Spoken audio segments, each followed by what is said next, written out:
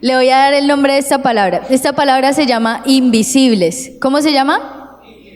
Bueno, entonces yo quiero hablarle un poquito acerca de eso. Resulta que, bueno, el Señor me ha venido tratando, me ha venido formando, y en medio de esta formación me encontré con un libro brutal que yo sé que ya todo el mundo se lo sabe de memoria, pero igual lo voy a repetir. Y es Invisibles, la generación que cambia el mundo. Y resulta que esta palabra salió desde que empecé como a pensar, bueno, Señor, ¿qué es ser un invisible? Porque el Señor busca gente que sea invisible. ¿A qué se refiere el Señor con invisible? Y recordaba cuando en mis inicios, pues hace un año ya, porque ya cumplí un año con el Señor, cuando yo dije, bueno, listo, yo voy a tomar la decisión por Dios, pero así invisible, bajo cuerda. O sea, voy a seguir con mis amigos, voy a seguir haciendo lo mío, pero pues voy a tener como cierta distancia, como uno también hace muchas veces. No, que yo voy a fiestas, pero no tomo porque yo soy diferente, soy cristiano. O no, yo voy a reuniones familiares donde se fomenta pues murmuración, alcohol y todas esas cosas, pero no, yo soy diferente, mi familia sabe que nosotros no tomamos, y están pasando la ronda del aguardiente y a nosotros nos saltan, porque es que ese es un respeto el que nos tienen. Entonces uno empieza a creer que invisibilidad es eso, es mantener el evangelio bajo cuerda, como si lo estuviéramos contrabandeando. Entonces yo pensaba en ese concepto de invisible, y lo que el Señor quiere con esta palabra y lo que quiere con este título, el por qué le puse invisible, es porque el Señor no quiere más gente que busque títulos. El Señor no quiere más gente que venga aquí y diga, uy, Señor, espero mi milagro. Uy, Señor, yo vengo los domingos a la iglesia porque necesito que me bendigas. Sino gente que busque el rostro del Señor. Una persona invisible, ¿qué hace? Está al servicio del Señor. ¿Cómo así? Pues todos aquí estamos al servicio del Señor. Sí. Pero hay una gran diferencia entre Dios a nuestro servicio y nosotros al servicio de Dios.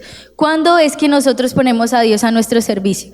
Ay, Señor, yo no entiendo por qué oro, ayuno, hago de todo, vengo todos los días, martes, miércoles, jueves al hogar de luz, viernes hasta acepto consejerías de mis líderes, sábado ensayo, sábado reunión de líderes, domingo iglesia, desde las 8:30 estoy acá. ¿Y por qué no me bendices? ¿Por qué no respondes a la palabra que yo te he pedido, a las preguntas que yo te he dado? Eso es una persona que busca el servicio de Dios, que es esperando que Dios le dé todo el tiempo, le dé. Un invisible es una persona que busca hacer algo por el Señor. Eso es un invisible. Y hoy yo quiero hablarle de ese tipo de personas. Hoy quiero que usted entienda que si el Señor le permitió estar aquí, es porque esta es su oportunidad. Hoy es un nuevo día, una nueva oportunidad de que hoy cambie la historia de su vida, de que hoy el centro sea el Señor, pero para su gloria. La palabra dice que la mies es mucha y los obreros pocos, que nosotros nos llamemos obreros, no famosos, no los que consiguen 1000 gente, no, los que establecen la presencia de Dios, que no se conozca nuestro nombre, sino solo la luz del Señor, amén. Entonces eso tiene que ver un invisible. Entonces ahora yo quiero que me acompañe a Mateo 6:6, mas tú cuando ores, entra a tu aposento y cerrada la puerta, ora a tu Padre que está en secreto, y tu Padre que ve en lo secreto te recompensará en público. Entonces esa es la condición, esa es la identidad de un invisible, es fruto del secreto. Y ahí me quedo porque me parece muy, muy, muy lindo esta parte de la escritura. Y es ver cómo el Señor en medio de lo secreto, en algo que se quedan 4 paredes, de tu relación con Dios y tú, empieza a glorificarte. Entonces, eso es lo que quiere el Señor. O sea, cómo uno puede ser un invisible, sea fruto del secreto, tenga intimidad con Dios. Mucha gente, y eso me impacta mucho, porque yo decía, bueno, Señor, ¿cómo hace tanta gente para llevar 17, 18 años en el Evangelio? ¿Y cómo hace para poder aburrirse de ti? Yo les he contado varias veces, bueno, 2 veces que he tenido la oportunidad de estar acá, que yo no entiendo cómo la gente se puede aburrir del Señor, y no los juzgo, quiero que me entienda mi posición, o sea, yo estoy tragada. Y yo me pongo a ver todo lo que es el Señor y cómo todos los días hace una nueva historia, y yo digo, ahora entiendo por qué la gente se aburre, porque no es fruto del secreto. Porque se conforma con lo que el fruto del secreto que traemos otras personas reciben. Y el Señor quiere darles algo especial. Si usted no sabía, el Señor hizo su vida, hizo su propósito para para venir a restaurar algo específico aquí a la tierra. Usted no vino por golazo, usted no vino porque, ay, yo fui planeado, mi mamá quería parejita y aquí estamos, no. Usted vino por algo especial. Y yo quiero que usted entienda que usted en Cristo tiene un propósito. Esta mañana me levantaba, yo le decía, bueno, voy a contarle ahí una intimidad. Toda esta semana, desde el viernes que el pastor me dijo que predicara, estuve muy ansiosa, muy ansiosa. Entonces empecé, ay, ya, el próximo lunes ya habré predicado. El próximo lunes a esta hora ya habré predicado. Ayer era, mañana a esta hora ya habré predicado. Empezaba, y yo decía, Señor, perdóname, pero no me he acostumbrado a esto. O sea, no me acostumbro a tener que tirarme y predicarle a un pueblo. Y me impactaba porque me acordaba de mi vida antes y uno cómo se levanta. Me levantaba y era como, wow. Me levantaba como a las 11, desayunaba algo sencillo para almorzar bien. Después que buscaba qué hacer con mis amigos, me quedaba viendo televisión. No había un propósito, no había un sentido. Ahora yo me levanto y ¿qué pido? La presencia de Dios. Señor, ¿qué vamos a hacer hoy? Señor, ¿cómo nos vamos a mover hoy? Entonces el Señor me inquietaba porque yo decía, tremendo como la falta de intimidad hace que tú pierdas tu propósito. La falta de relación con Dios. Y la gente cree que uno no se da cuenta. Y no los digo por juzgarlos, no quiero, nada, ninguno hace devocional hoy, ninguno hizo, no. Sino que quiero que me entienda, quiero que entienda la posición, lo que significa tener una intimidad con Dios. Cada que usted deja de tener intimidad con Dios, le está diciendo al Señor, no me hables. O sea, lo que el Señor me muestra a mí, lo que el Señor le muestra a nuestros pastores, es con mucho amor, pero el Señor quiere mostrarle algo a usted. El Señor quiere que usted nos dé algo a nosotros. Porque cada uno tiene un propósito en el Señor, cada uno cumple un engranaje diferente. Entonces yo quiero que usted hoy se active, o sea, que esta palabra usted lo motive y lo levante a hacer ese fruto del secreto. Entonces, miremos parte de esa identidad de ser fruto del secreto y cómo uno sabe si es fruto del secreto. Entonces aquí le voy a dar 5 cosas rápidamente, no como mi papá. Entonces acompáñeme porfa a 1 Samuel 1. Y voy a contarle un poquito de esta historia. Bueno, resulta que es el nacimiento de Samuel. Y la madre de Samuel es Ana. Entonces resulta que, el padre de Samuel era Elcana, tenían una familia, pues eran consagrados al Señor y todo, pero Elcana tenía 2 mujeres, una Ana y la otra Penina. Y esa Penina daba hijos como cabrita, como conejo. Esa mujer era súper fértil, o sea, Elcana la miraba y ya tenía 4 bebés adentro. Y en cambio, Ana era estéril. Y entonces resulta que cada año que subían a darle sacrificios al Señor, Penina con su reguero de hijos se los restregaba a Ana por todo lado. Y le decía, y dice la palabra, aunque no quiero leerlo, pero dice la palabra que ella la irritaba y la oprimía. Y en esa época yo empecé a investigar, y en esa época, y yo creo que incluso ahora, para una mujer ser estéril es muy triste y causa mucho dolor en su corazón, porque es como algo que es como la identidad de la mujer cancelada, porque yo nací para dar fruto, yo soy la que incuba el vientre, yo soy la que incuba ese fruto, ¿y cómo no voy a poder dar hijos? O sea, nosotros somos las encargadas de producir esa heredad.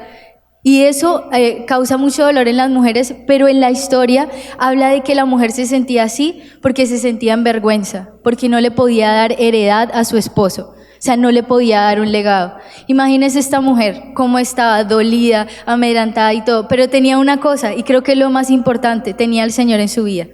Entonces, yo quiero que hagamos la primera cosa, y está en el versículo del 10 al 15. Ella, con amargura de alma, oró a Jehová y lloró abundantemente, e hizo voto diciendo: Jehová Dios de los ejércitos, si te dignares mirar a la aflicción de tu sierva, y te acordares de mí, y no te olvidares de tu sierva, sino que dieres a tu sierva un hijo varón, yo lo dedicaré a Jehová todos los días de su vida, y no pasará navaja sobre su cabeza. Mientras ella oraba largamente delante de Jehová, Elí estaba observando la boca de ella, pero Ana hablaba ¿en qué?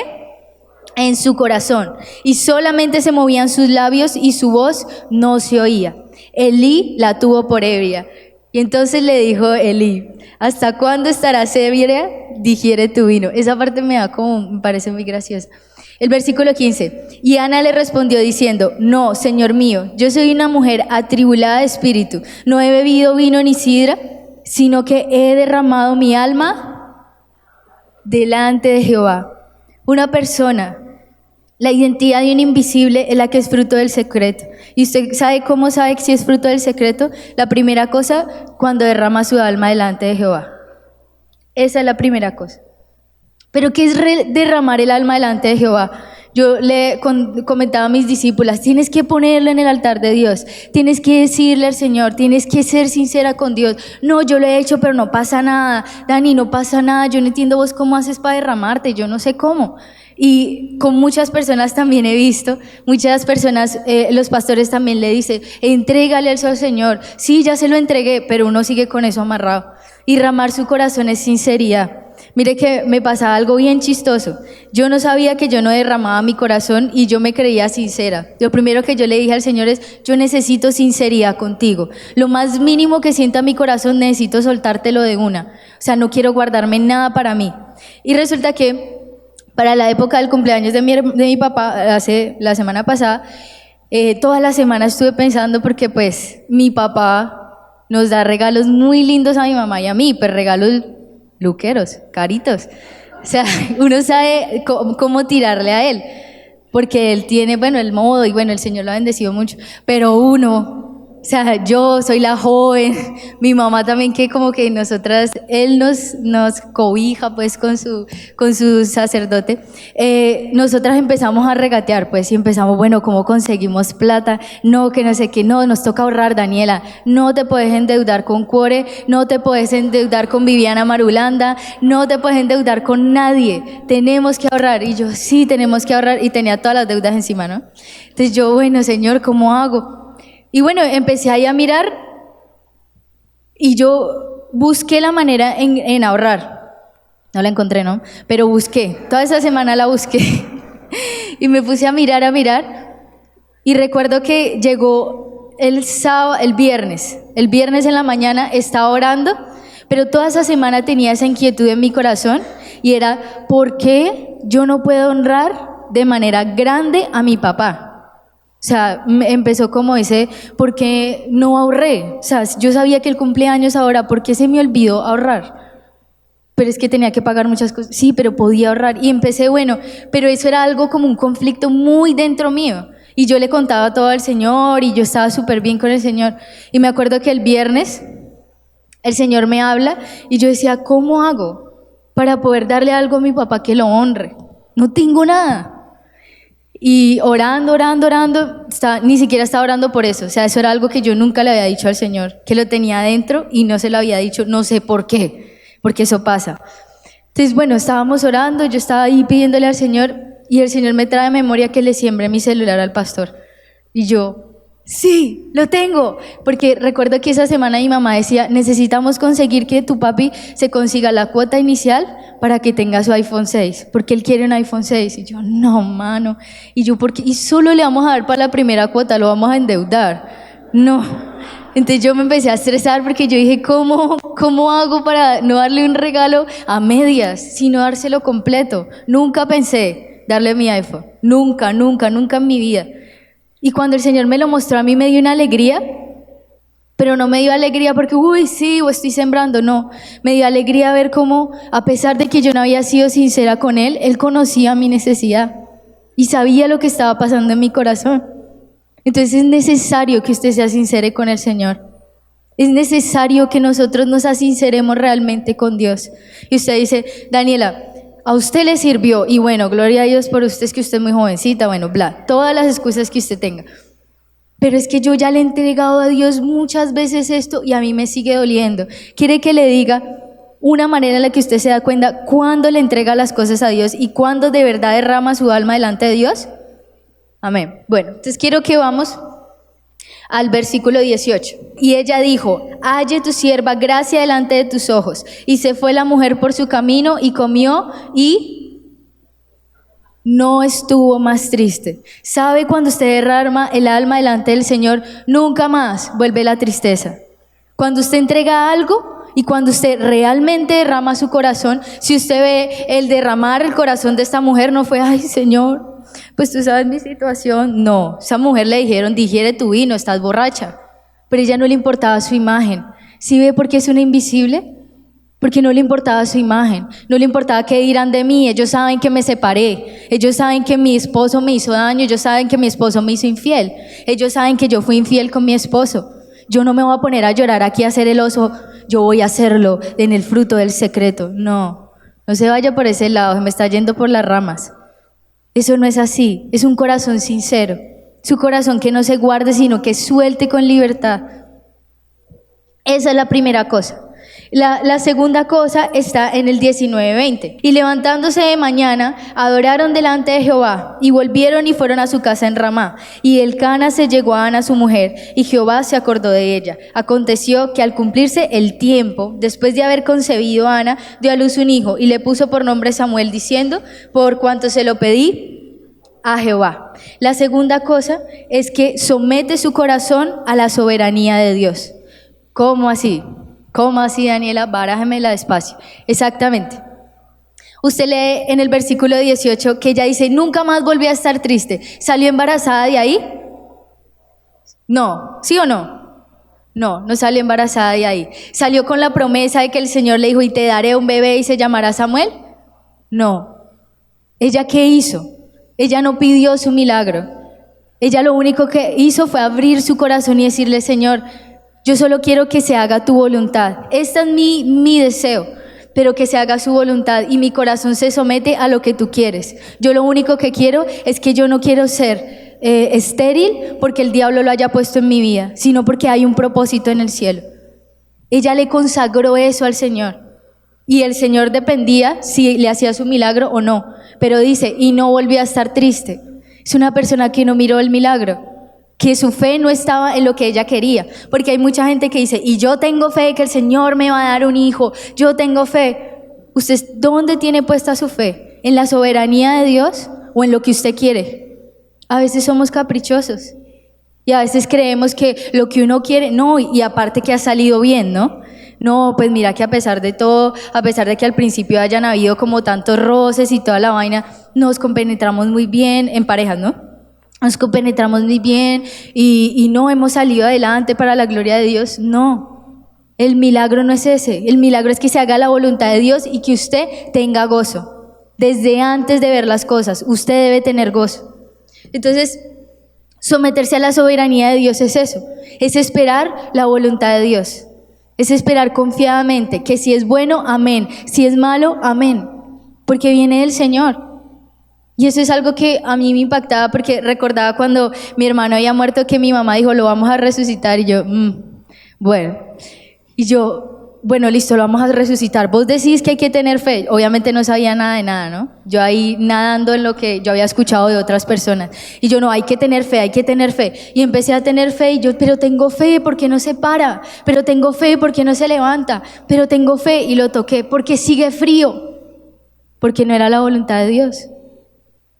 Eso es lo que el Señor quiere. Y después uno se da cuenta que no era la voluntad de Dios porque el Señor estaba haciendo algo grande.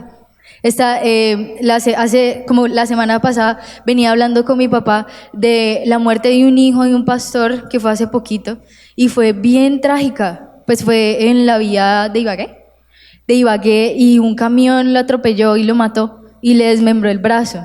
Su sangre estaba en el pavimento. Yo decía, Señor, tenaz, y me dolía el corazón porque yo decía, tremendo, cuánta misericordia tuviste de nosotros. Ustedes saben cómo se estrelló mi hermano, ustedes saben que mi hermano se desangró por dentro, pero cómo cuando uno se desangra por dentro no le sale ni una gota por fuera, porque eso era un sacrificio. Y ese sacrificio, la sangre de mi hermano, ninguna gota tocó esta tierra, se fue directamente al cielo. Y eso hace el Señor, esa es la soberanía del Señor. Entonces yo quiero que usted entienda eso, que es la gloria de Dios, que usted no puede meterse en el kairos de Dios. Una cosa es el cronos. ¿Usted sabe cuál es el cronos? El tiempo de nosotros, el que es día, noche, la hora, tal. Y el kairos es el tiempo de Dios, que eso es un día, son 1000 años son un día, o sea, uno se enreda la vida total. Y es el tiempo del Señor. Y uno a veces cree que con nuestra autoridad podemos venir a infundir como esas órdenes en el kairos del Señor. Y lo que hacemos es retrasar el tiempo. Porque ahí dice, y cuando se cumplió el tiempo, ella dio a luz. Entonces, someterse a la soberanía de Dios, la segunda cosa. La tercera, está en el versículo 21-22, y dice, después subió el varón Elcana con toda su familia para ofrecer a Jehová el sacrificio acostumbrado y su voto. Verso 22, pero Ana no subió, sino dijo a su marido, yo no subiré hasta que el niño sea destetado, para que lo lleve y sea presentado delante de Jehová y se quede allá para siempre. Yo no sé, pero yo lo leí ahí y yo, esta mujer se perdió tremenda oportunidad de restregarle ese hijo a Penina.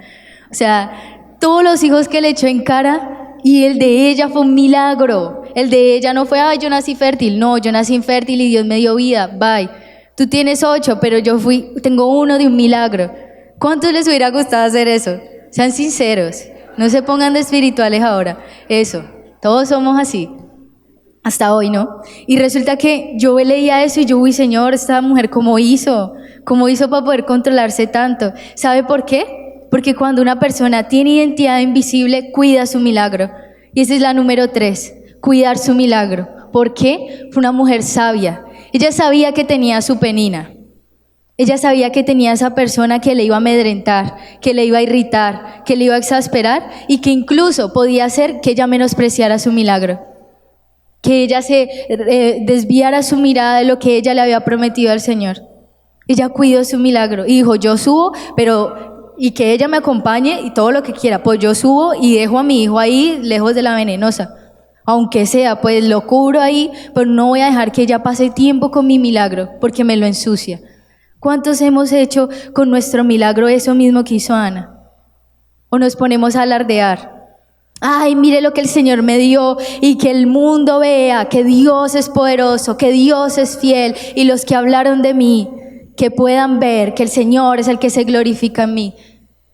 Usted no está siendo una persona sabia, porque usted está alardeando de un milagro que no es para la gloria de hombres, es para la gloria del Señor. Y eso es algo que entendió Ana. Entonces uno debe de cuidar de su milagro. ¿Cómo yo cuido de mi milagro? ¿Para usted qué es un milagro? No, pues Dani, pues a mí, pues sí se me ha muerto mi abuelita y todo, pero porque era ya el tiempo, pues, o sea, no fue como lo de tu hermano y esas cosas. Pues con mis novios pues, ya terminamos, pues no siento nada, entonces yo como que milagro no necesito. ¿Usted sabe que estar aquí es un milagro?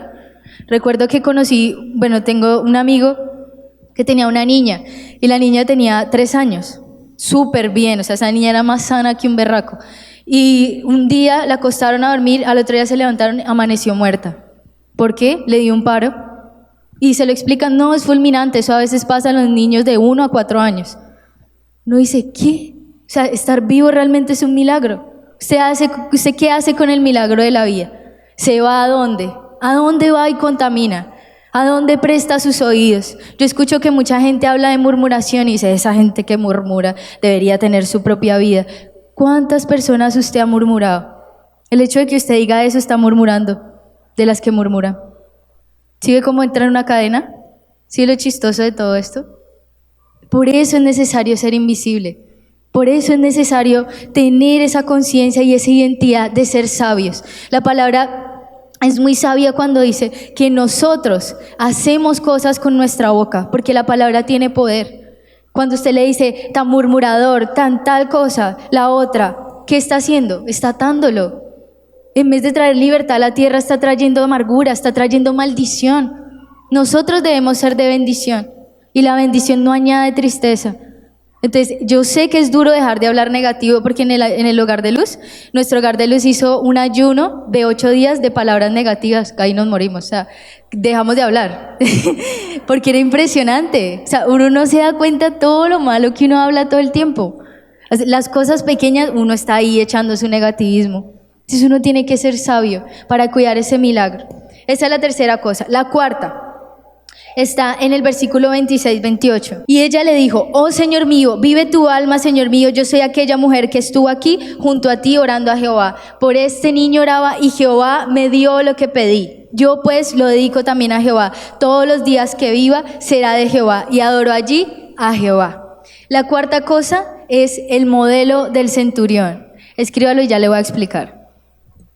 El modelo del centurión, ¿cuál es? Quiero que me acompañe rápidamente a Juan 13. Sabiendo Jesús que el Padre le había dado todas las cosas en las manos y que había salido de Dios y a Dios iba. El modelo del centurión es entender que tú estás bajo la autoridad de Dios, pero que Dios te dio la autoridad a ti y que vuelve a Él.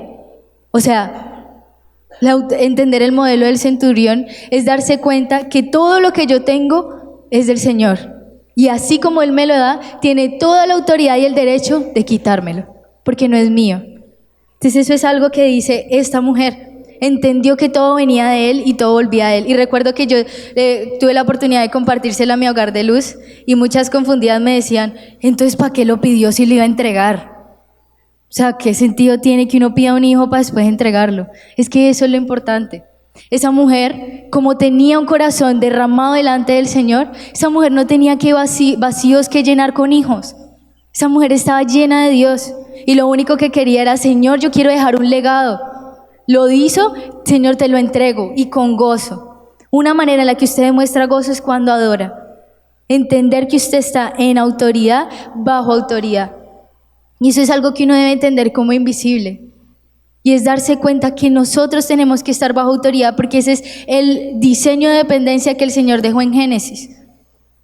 Entonces, esa es la cuarta cosa. Y la quinta, ahí sí, nos salimos de Ana y vamos a Ruth, 8 al 16. Y Noemí dijo a sus dos nueras, andad, volveos una cada una a la casa de su padre. Jehová haga con vosotras misericordia como la habéis hecho con los muertos y conmigo. Os conceda Jehová que halléis descanso cada una en casa de su marido. Luego las besó y ellas alzaron su voz y lloraron y le dijeron, ciertamente nosotras iremos contigo a tu pueblo. Y Noemí respondió, volveos, hijas mías, ¿para qué habéis de ir conmigo? ¿Tengo yo más hijos en el vientre que puedan ver vuestros maridos? Volveos, hijas mías, e idos, porque yo ya soy vieja para tener marido. Y aunque dijese, esperanza tengo, y esta noche estuviese con marido y aún diese a luz a hijos, ¿habías vosotras de esperarlos hasta que fuesen grandes? ¿Habías de quedaros sin casar por amor a ellos? No, hijas mías, qué mayor amargura tengo yo que vosotras, pues la mano de Jehová ha salido contra mí. Y ellas alzaron otra vez su voz y lloraron, y Orfa besó a su suegra, mas Ruth se quedó con ella. Y Noemí dijo, he aquí tu cuñada se ha vuelto a su pueblo y a sus dioses, vuélvete tú tras ella. Respondiendo Ruth dijo, no me ruegues que te deje y me aparte de ti, porque a donde quiera que tú fueres iré yo, y donde quiera que vivieres viviré. Tu pueblo será mi pueblo y tu Dios será mi Dios. La quinta cosa que debe tener un invisible es amor real. Y qué impresionante ver la vida de Ruth y Noemí. Con qué amor, o sea, yo decía, con qué amor esa mujer, Noemí, le enseñó a Ruth para que Ruth, a pesar de que esa señora no tuviera nada que ofrecerle, le dijo, hasta la muerte estoy contigo. Donde tú quieras que vaya, yo iré. ¿Cuántas suegras hay aquí con sus nueras? Ah, ya. Bueno, el Señor va a hacer la obra hoy. El caso es que el ejemplo que yo les quiero dar con Ruth y Noemí es que es una mujer que no buscó la bendición de Noemí. Ella no buscaba ser bendecida, era una necesidad de saciar su amor, de decirle yo te acompaño porque yo te amo. Es lo mismo que quiere el Señor. El amor que tiene Ruth por Noemí es el mismo que el Señor quiere. No un amor de que como no me diste eso, entonces endureció mi corazón. Como yo te pedí con amor y te pedí con anhelo. ¿Por qué no me escuchas? Yo te he dicho muchas veces, sé mi Padre. ¿Por qué no me escuchas? Yo muchas veces te he dicho, sáname este dolor. Yo he ido a tu presencia. ¿Por qué no has podido sanarme? ¿Por qué? Porque usted no ha sido como Ruth. Porque de pronto eso que usted no ha podido sanar es lo que lo tiene aquí.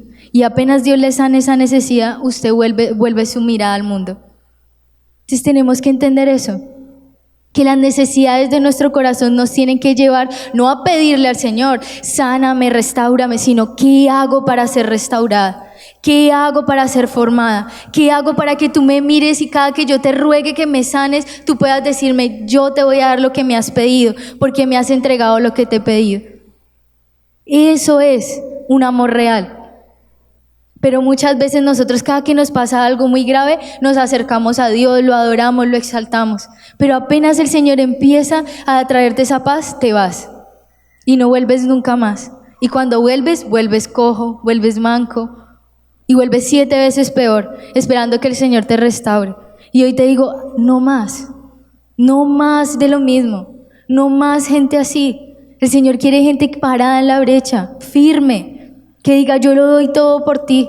Y eso es lo que hace un invisible. Un invisible tiene un amor real por el Señor. Entonces, entendiendo ahora usted todo esto, ¿usted sabe quién es Samuel? Un hombre famosísimo, ¿no? Ese hombre partió la historia en 2.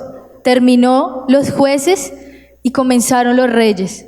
Fue el hombre que escuchó la voz de Dios a los 12 años, qué impresionante. A los 12 años escuchó la voz de Dios. ¿Usted conoce a David? Amén, ¿cierto? Qué hombre más, ese es mi hombre favorito en la Biblia. Y David, que tuvo un corazón perfecto ante los ojos de Dios. ¿Y qué más tuvo? Fue el que estableció el tabernáculo de David, que es lo que el Señor viene a restaurar. ¿Y sabe qué es eso? Que le dio la libertad a cualquier persona de entrar a la presencia de Dios, que eso es hoy lo que tenemos para la gloria del Señor. ¿Y sabe cómo se hicieron estos grandes hombres? Por 2 invisibles, Ruth y Ana. Ruth era abuela de David y Ana era madre de Samuel.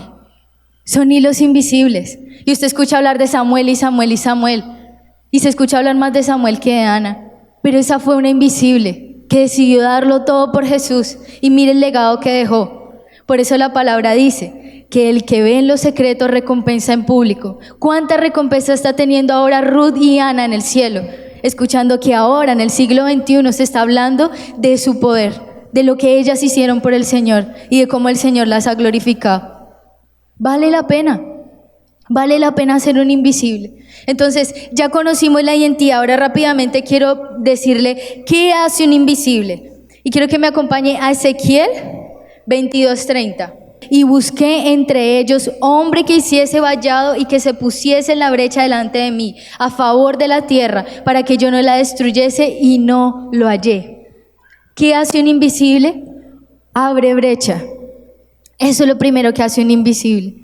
¿Qué decía el Señor ahí? Yo necesito a alguien en la tierra que conozca mi corazón, que haya derramado su corazón, que tenga una identidad de hijo y diga, yo necesito que alguien vea este mal que está pasando en la tierra y diga, Señor, necesito que hagas algo. Señor, yo me paro en la brecha y digo, ¿qué tengo que hacer para que mi familia se convierta? ¿Qué tengo que hacer para que mi esposo vuelva a tus pies? ¿Qué tengo que hacer para que mi familia crea que hay un Dios que todo lo puede? Eso es lo que uno debe hacer. Eso es lo que hace un invisible, abrir brecha. Pero es cuando entiende el corazón del Señor. Y me entristece mucho porque dice, y no lo hallé. Pero eso fue hasta hoy. El Señor va a encontrar aquí 200 personas que van a hacer todo por Él, amén. Entonces, es entender que es abrir brecha. Entonces yo le pregunto, ¿qué es brecha? ¿Alguno sabe? Bueno, yo le voy a explicar. Brecha significa ruptura, separación. Abrir brecha es eso, que usted haga una separación, y una separación grande entre las mezclas, entre lo que no es de Dios y lo que sí es de Dios. Entonces, yo quiero que me acompañe a Mateo 5, 29, 30. Dice, por tanto, si tu ojo derecho te es ocasión de caer, sácalo y échalo de ti, pues mejor te es que se pierda uno de tus miembros y no todo tu cuerpo sea echado al infierno. Verso 30, y si tu mano derecha te es ocasión de caer, córtala y échala de ti, pues mejor te es que se pierda uno de tus miembros y no que todo tu cuerpo sea echado al infierno. ¿Qué dice esta palabra? Esa es la manera en la que usted debe extirpar toda mezcla que no lo deja ser el diseño de Dios. Abrir brecha es eso. Abrir brecha no es, y yo hablo de Jesús y nadie me va a callar. No, usted primero tiene que hablar con su testimonio. Si su boca es la primera que habla, en vez de su testimonio, no estamos siendo invisibles, estamos fallando como invisibles. Si usted es de las que o de los que habla del Señor y dice, no, el Señor puede hacer cosas grandes, pero en su vida no se ve, estamos fallando como invisibles. Porque es su testimonio el que debe hablar. Y la palabra en alguna parte de la Biblia dice que nosotros debemos inspirar a otros con nuestra boca cerrada, porque lo que debe inspirar es nuestro espíritu. Que cuando lleguemos a un lugar la gente se asombre del poder que hay en nosotros, porque no es de nosotros, es del Señor. Y eso es lo que quiere Dios en esta hora. Que usted entienda que debe haber una separación. No, sí, yo he renunciado a muchas cosas. El Señor no dice, no, gracias, tú has sido fiel, has renunciado a varias cosas, todavía te falta. No, el Señor no tiene los que han renunciado a todo, los que les falta y los que no han renunciado a nada. No, o es blanco o es negro. El Señor los tibios no los quiere. Entonces, ¿cuánto tiempo vamos a seguir de esa manera, mezclando las cosas de Dios? Tú sabes lo que es bueno. Dios ya te lo ha dicho, Dios ya te lo ha mostrado. ¿Cuánto más vas a esperar eso? ¿Cuánto más vas a dejar que el tiempo se pase sin que hagas la voluntad de Dios? Y eso es lo que el Señor quiere hoy. Por eso les decía, es una nueva oportunidad. No es para que ustedes salgan de aquí diciendo, no, los tibios Dios los vomita de su boca, yo ya estoy vomitada. No, o vomitado, no. Es para que usted entienda, hay una oportunidad. Si el Señor le permitió escuchar esto es porque el Señor dice, hay una oportunidad para ese mi hijo que se sienta todos los domingos acá, pero sale igual. Hoy se van a reventar todas esas semillas que el Señor ha depositado en usted. Y esa es la cosa que usted debe hacer. Entonces, nosotros vemos en Génesis 12:1, no lo lea. Una de las cosas que pasan cuando uno no se aparta de las mezclas, cuando no hay esa brecha entre lo santo y lo profano. Y en Génesis 12:1 habla del llamamiento de Abraham.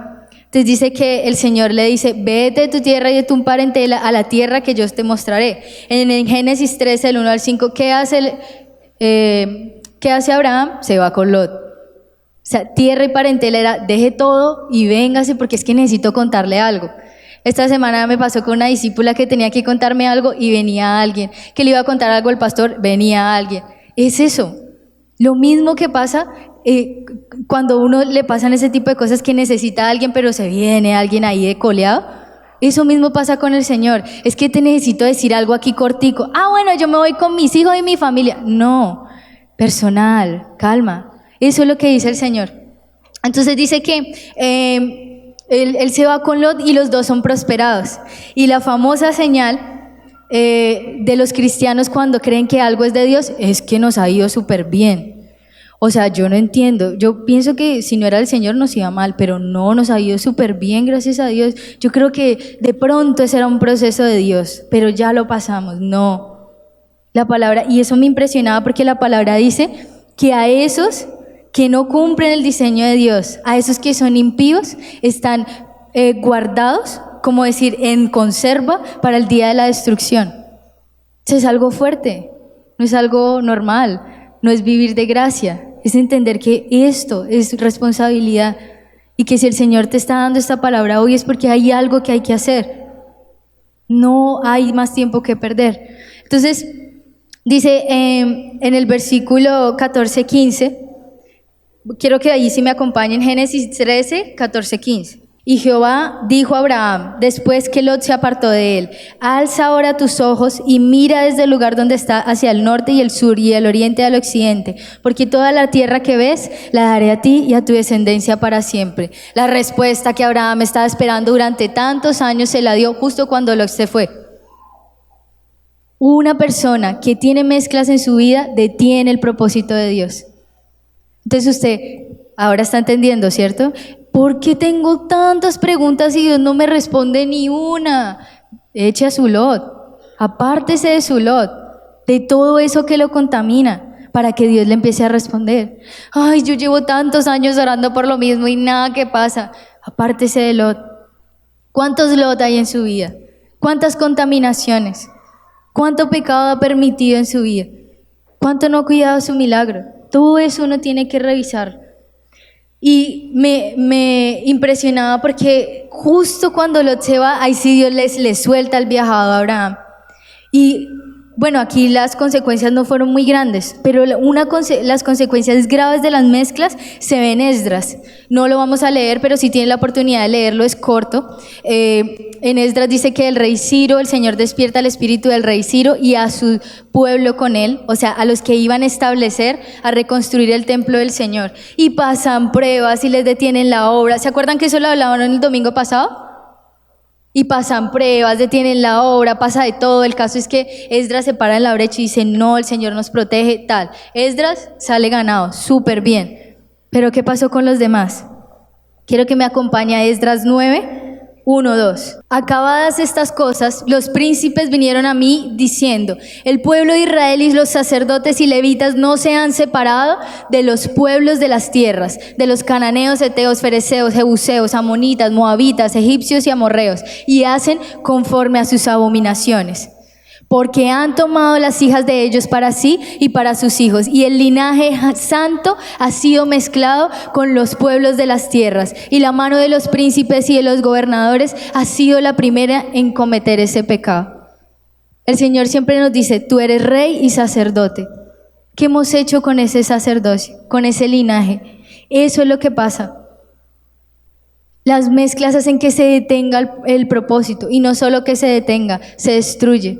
Pero espere, que por eso el Señor tiene misericordia. Si usted es de las personas que está reconociendo en este momento que usted tiene mezclas en su corazón y que eso lo ha llevado a andar de error en error, de error en error, de incluso endurecer su corazón delante del Señor, hoy el Señor le va a mostrar que su misericordia es infinita. Entonces yo quiero que me acompañe a Nehemías 1:3, y dijeron, el remanente, los que quedaron de la cautividad allí en la provincia están en gran mal y afrenta, y el muro de Jerusalén derribado y sus puertas quemadas a fuego. Llegaron con eso a Nehemías. ¿Y qué hace el Señor? Levanta a Nehemías como un invisible. Dije, vamos a reconstruir el templo. El Señor tiene misericordia. Esto es una prueba de la misericordia de Dios. De a pesar de tantas mezclas, el Señor te dice, esta es tu oportunidad de que abras brecha. Un invisible abre brecha. Y eso es lo que caracteriza a un invisible. Un invisible no es del que se burla del otro, dice, ajá, ay, el gozo del Señor, no. Un invisible sabe qué es gozo y qué es burla. Pero a veces somos tan laxos con eso. Y entonces yo he sentido muchas veces el espíritu de la gente creyendo que a veces soy muy legalista. Y no es que sea legalista, es que yo he entendido que durante 21 años ensucié el propósito de Dios. Durante 21 años detuve tremenda obra y yo ya no quiero detener el tiempo. Es tiempo de abrir nuestros ojos y de tomar decisiones por el Señor. ¿Por qué? Porque es necesario que nosotros seamos probados. Es necesario que el Señor haga la obra en nosotros. Es necesario quitar esas mezclas. Eso es lo primero. ¿Qué hace un invisible? Abre brecha. ¿Cómo abre brecha un invisible? Quitando las mezclas. Y ahora voy a hablarle de la segunda cosa. Un invisible resiste la prueba. ¿Y qué más invisible que Job? O sea, impresionante la vida de Job. En este tiempo he podido leerla y me ha parecido algo hermoso. Me ha parecido increíble porque no me parece hermoso el sufrimiento de él, ¿no? Ojo, sino como la visceralidad con la que él habla y la sinceridad con la que él dice lo que le pasa en su corazón, lo que él siente realmente. Y quiero que me acompañe a Job 13:22. Si usted lee el versículo 1:1, dice que ese hombre era perfecto ante los ojos de Dios, hacía lo correcto y bueno, de todo. Pero después tú ves en esos versículos que te dije, Job 1 del 13 al 22, que de la nada, ¡pum!, se le mueren sus hijos, se le cae la casa a sus hijos encima, su ganado se muere, todo lo que tenía se va. Una persona, un invisible, resiste la prueba. Eso es lo que nos habla Job. Murió todo de él. Después, no contento con eso, no contento de que se haya quedado en la ruina, le da una enfermedad a él, y la enfermedad era de gusanos, de él, dice, creo que la historia, que él se hacía sus heces y sus deposiciones encima, porque no podía pararse. Decía que ni el tragar saliva le traía paz. O sea, todo era una turbación a su vida. Y entonces yo decía, Señor, ¿por qué tanto sufrimiento, qué estrés? Y uno sufre cuando lee eso. Mi mamá me dice, ¿qué te pasa? Y yo, es que estoy leyendo Job. De verdad, se me arruga el corazón cada que leo Job. Me da un dolor. Pero cuando uno entiende, uno que está aquí afuera, y uno ve por qué uno debe resistir la prueba, se da cuenta que, y quiero que me acompañe a Job 21:30. Y eso es algo que dice Job, y yo digo, me le quito el sombrero. O sea, ese man, yo con la muerte de mi hermano casi me muero. O sea, sentía como peor que todo el dolor que sintió Job. No me imagino él cuando no se le muere solo un hijo, se le mueren todos, se le muere el ganado, su esposa se le va en contra, o sea, le pasa de todo. Y dice Job 9:22, una cosa resta que yo diga, al perfecto y al impío, él los consume. ¿Por qué debe resistir la prueba? Porque al perfecto y al impío, Dios los consume. Ay, pero yo no entiendo porque él hace negocios ilícitos, yo conozco sus negocios y tiene los hijos más brutales de la vida. Esta niñita no le hace caso, espero a nadie, este niñito mantiene metido en el celular, esta casa es un despelote y nosotros venimos a la iglesia. Yo no entiendo por qué son prosperados todos esos traquetos que están afuera, pero nosotros que estamos en la iglesia pasamos hambre, tenemos problemas, nos vienen las deudas, nos enferman los niños justo cuando no hay plata. Entonces uno dice, ¿sí es rentable seguir a Dios? Y ahí es cuando uno entiende el por qué uno debe tener un amor real. Porque es que el que ama realmente a Dios no está por las bendiciones. Su bendición, ¿sabe cuál debe ser? Cristo, punto. Esa debe ser su bendición, su tesoro. La palabra dice, donde está tu tesoro, ahí está tu corazón. ¿Dónde está tu tesoro? ¿En lo que tienes? No, yo bendigo al Señor por todo lo que tengo. Apenas te deja de dar algo que tú quieres, pero ¿por qué me dejaste amar? ¿Me dejaste de querer? Ya no me amas, ya no me muestras tu amor. No, deje de pedirle tanto al Señor y empiece a darle usted. Y algo que nos enseña Job, y es algo que nosotros como cristianos vemos mucho y que el pastor nos decía la semana pasada, era que conocía gente que decía, ay no, es que cada que voy a la iglesia se me empeora todo, el negocio se me complica, bla, bla, entonces yo me alejo de la iglesia para que todo se mejore. Esas personas, ahora sí, Job 21:30, que el malo es preservado en el día de la destrucción, guardado será en el día de la ira. ¿Usted no ha leído en los evangelios donde habla del trigo y la cizaña? En el momento, en el tiempo de Dios, se va a dividir el trigo de la cizaña. ¿Eso qué quiere decir? No se preocupe por eso, enfóquese en lo suyo. No se preocupe, porque no recibe juicio y yo sí. No, acepte la bendición. Hay mucha gente errada por el mundo esperando recibir esa corrección y usted que la recibe dice, ¿por qué no le dicen a él también? Él también está pecando, él también está fallando. No. Acepte su corrección y diga, es bendición para mí. Me impresiona porque que Job diga eso, que Job que estaba viviendo todo eso, me parece muy tenaz. ¿Y sabe por qué? ¿Por qué él resistió la prueba? Porque un invisible tiene marcado en su pecho, con letras de fuego, en su corazón, que Dios lo ama. Esa es una verdad. Y esa es una verdad que usted nunca se le puede olvidar. Y cuando usted está bajo pacto, todo lo que pasa es por el amor del Señor. Todo, absolutamente todo. La gente, los amigos de él que lo rodearon le dijeron, qué mal habrás hecho, porque tenían su espina.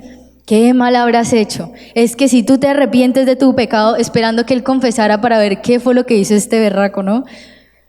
Eso era lo que querían los amigos. Pero ¿qué era lo que pasaba? Proceso de Dios. El berriondo. ¿Por qué? Y mire que si usted tiene la oportunidad de leer Job 1, ahí dice que Dios llama como a todos los ángeles, ¿cierto? Bueno, llama como a todo su ejército y resulta que también llega el diablo y el Señor le pregunta, ¿de dónde vienes? De rodear la tierra. Y el Señor le dice, ¿has visto a mi siervo Job perfecto en todo lo que hace, cómo me honra, cómo me ama? ¿Sabe por qué Job fue probado de esa manera?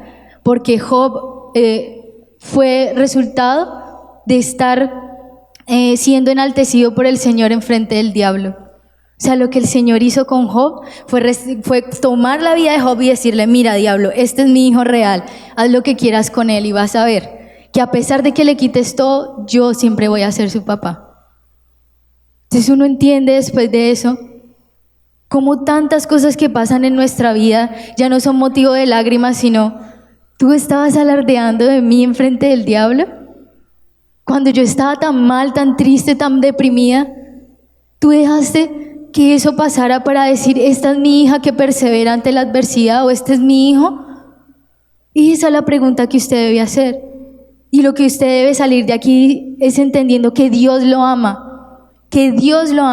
y que esta es su oportunidad de entender que todo lo que ha pasado en su vida ha sido por el amor del Señor. que desde el momento en el que usted decidió entrar a esta casa y meterse bajo pacto, todo ha pasado por amor. Que esas pruebas económicas, que esas pruebas familiares, que esas disputas que ha tenido en su casa han sido porque el Señor ha dicho: diablo, puedes probarla, porque ella me es fiel, porque Él me es fiel, porque Él me ama a mí. Él no ama lo que yo le doy, sino lo que yo soy en esencia. Y eso es lo que usted lo debe enorgullecer, no las posesiones que Dios le da. Es lo que el Señor hace en su vida, es como el Señor lo ama. Cuando yo entendí eso, me di cuenta, y yo cada que leo a Job me duele, no por la Job, y no soy insensible, es por el corazón de Dios. Porque recuerdo que cuando mi hermano murió, mi papá me veía triste y me decía: ojalá yo pudiera coger todo el dolor de ustedes y tenerlo yo en mi corazón, para que ustedes no sufrieran. Y ese es el corazón de un padre, buscar que nada te duela. ¿Cómo hizo el Señor para demostrar tanto amor a su hijo Job, sabiendo y viendo todo lo que le pasaba a él, leyendo cada una de las cosas que le dice Job? Tú has llenado de veneno mi espíritu, la ira tuya está en contra mí. Imagínese al Señor mirando y diciendo: no es ira, es amor. Si vieras lo que el diablo está haciendo, el diablo cree que tú no eres hijo, pero tú eres mi hijo. ¿Se entiende lo que significa el amor del Señor? Por eso es necesario que usted sea un invisible, porque las pruebas hacen a los verdaderos hijos. Porque una persona que siga a Cristo y no esté preparada para la prueba no es hijo. Y hoy Dios no les está diciendo: salgan los que no son hijos, sino hoy quiero que todos sean mis hijos. Hoy no quiero que lean mi palabra, hoy no quiero que escuchen más sermones, hoy quiero que entiendan mi corazón y que sepan que quiero que me amen, no por lo que les doy, sino por mi esencia, por lo que yo soy, por lo que yo les doy.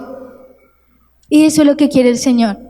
Entonces yo les pregunto: ¿ustedes están dispuestos a cambiar 1000 realidades, aunque el aplauso solo se lo lleve Jesús?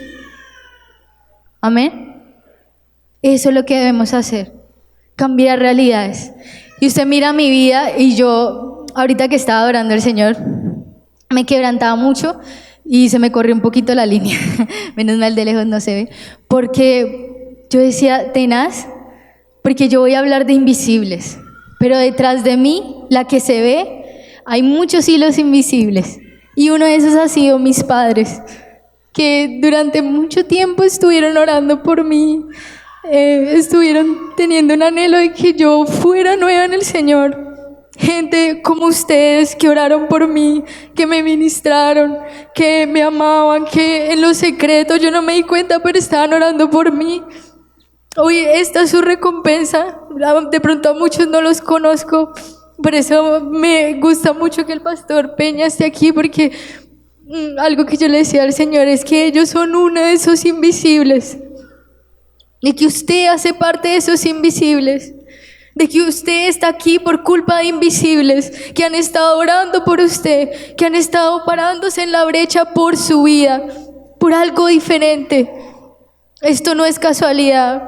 Yo no le estoy hablando aquí de palabrería, yo le estoy hablando de un corazón totalmente agradecido con el Señor, porque hay muchos invisibles detrás mío, pero el primero y más importante fue Jesús, porque a pesar de tantos años, Él sigue haciendo la obra ahora.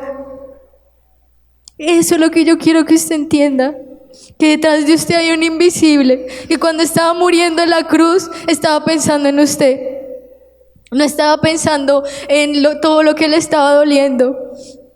Yo no sé, pero yo en medio de la prueba, yo siento el amor del Señor. En medio de cada prueba de mi vida, yo he sentido el amor del Señor. Jesús en la cruz miró al cielo y dijo: Señor, ¿por qué me has abandonado? Jesús recibió el abandono del Señor y decidió ser abandonado por ese instante por amor a mí. Ahora entiende por qué Dios lo ama tanto.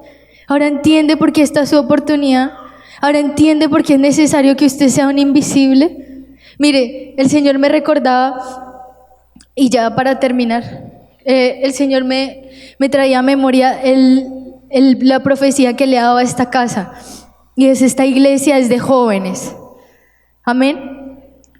Y yo decía: bueno, Señor, ¿qué va a pasar con toda la gente que no es joven? Y resulta que No es joven porque, ay, uy, sí, todos esos jóvenes que han llegado, no. El Señor puso una cobertura, un espíritu de juventud sobre todo el que entra por esa puerta, para que el que entra a esta casa se vuelva joven. Entonces usted va a recibir su milagro el día de hoy, porque el Señor va a derramar un espíritu joven sobre usted, tanto espiritual como físico. Va a empezar a hermosear su rostro, todas las amarguras van a salir a flote, su problema físico, sus enfermedades van a ser sanas, porque usted va a tener un cuerpo de un joven. Eso es lo que el Señor quiere hacer hoy. El Señor nos ha dicho, casa de jóvenes, porque todos, sea la edad que sean, vamos a tener un espíritu joven, dispuesto a darlo todo por el Señor. Amén. Entonces yo quiero que usted se ponga de pie.